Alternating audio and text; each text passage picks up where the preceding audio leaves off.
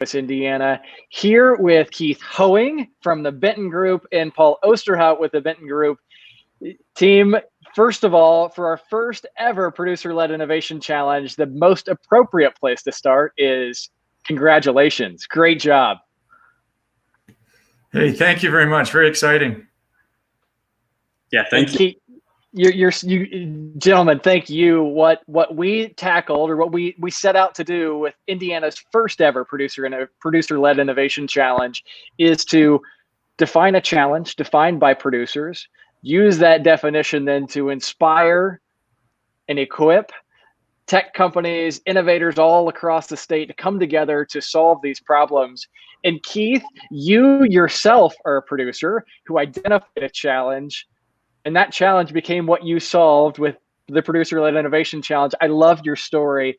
If you could tell us a little bit more about your operation, what you do as an Indiana producer, and how this idea came about.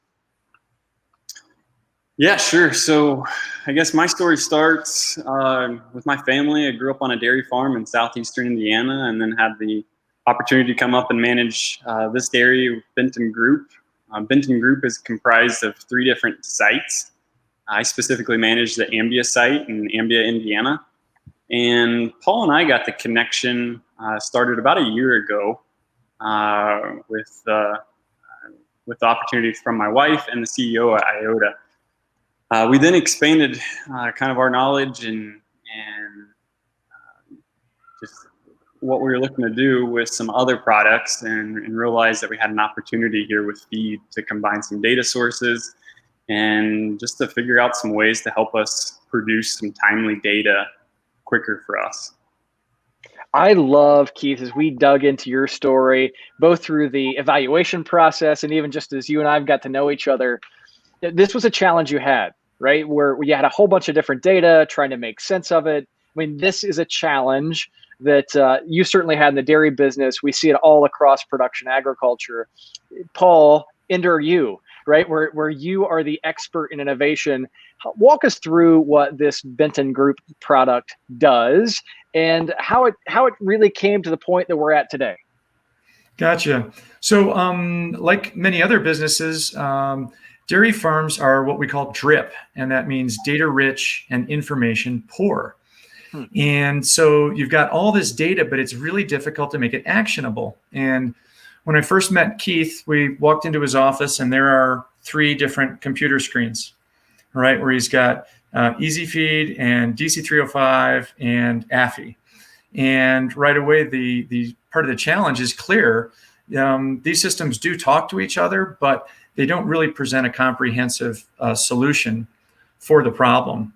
And as we were thinking about joining the AgriNovus Challenge and thinking about things we'd like to tackle, we were already working on some feed projects. And it was just a natural to select that for this particular challenge.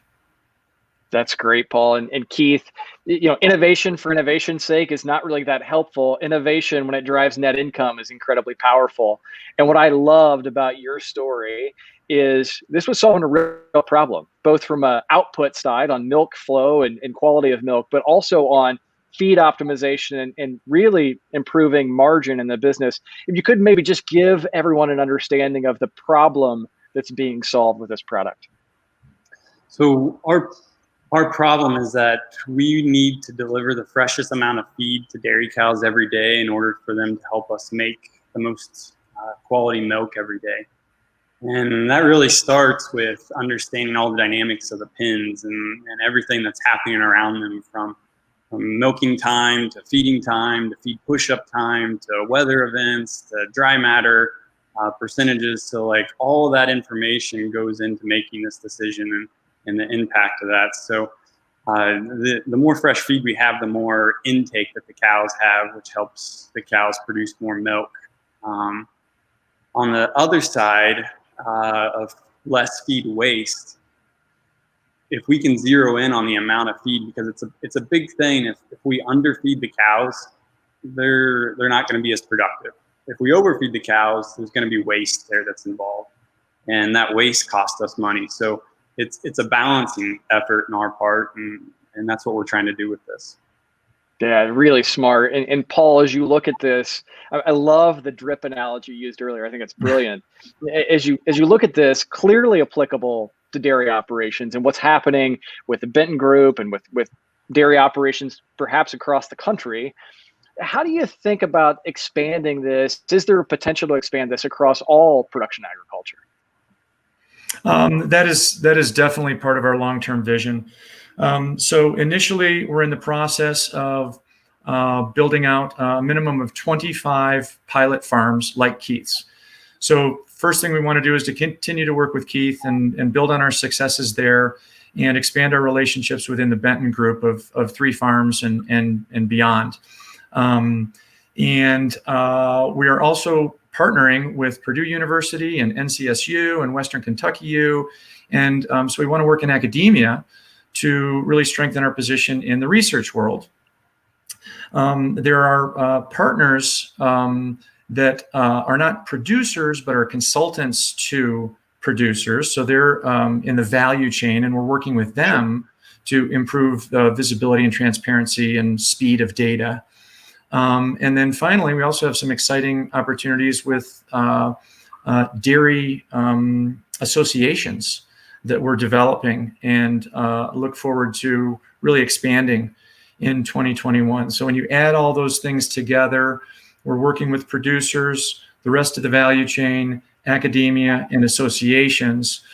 We think that's a winning recipe for success in 2021 and beyond. Well, you certainly have momentum to build upon with a win. And Keith, as you think about wins, as a producer yourself, this has to be a special sort of nod to the work that you and Paul and the team have done. Producers defined the challenge. Producers voted on who would win the challenge, and they pointed to you as the winner. Maybe share with us what that means of being selected by a group of peers for innovation. It means a lot, and that's a super simple answer. But as your peers evaluate you and your ability to make something that impacts other farmers, other producers' decisions, it's super impactful.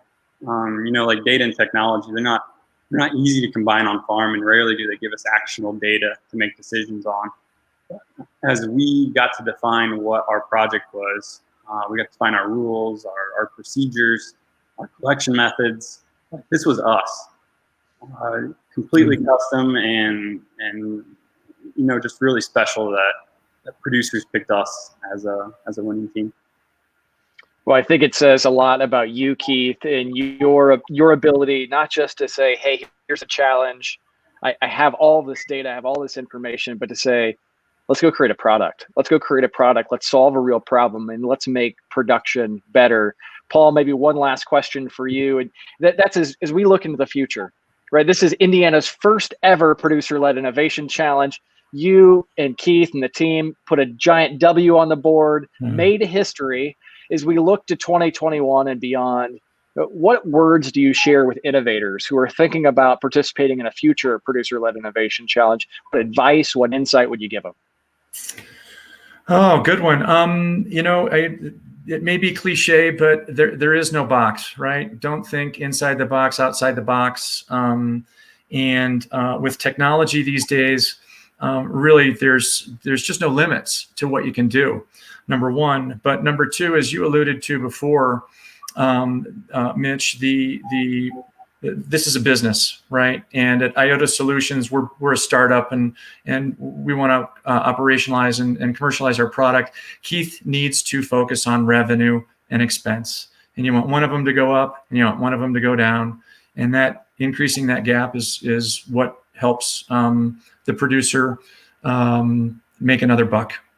So keeping those two things, the innovation, but for a purpose that solves a problem, I think that's what I would say is the key. And Paul, I know kind of helping you through this process, being the Sherpa, if you will, you had some mentors that played a big role here as well. Oh, definitely. Hey, Johnny and Brad, big shout out to you guys. Thanks so much. You were instrumental. Jackie over at Purdue, your thoughts and ideas. So I just wanted to thank you guys for all your help. Excellent. And Paul and Keith, again, I cannot thank you enough for investing your time, investing your talent, investing your perspective on the market, and then creating a product, creating a solution that really solves a problem. It's what the Indiana Producer-Led Innovation Challenge was created to do, and it's what you did. So congratulations. I am so happy for you. I'm so happy for all the things that not only this does, but the foundation and the high bar that you've set for future classes of the Producer-Led Innovation Challenge. Keith Hoeing, Paul Ousterhout, thank you very much. Really, really appreciate your work. And once again, congratulations. Thank you, Mitch. Thank you, Mitch. Really appreciate everything. Thanks so much. Way to go, Keith.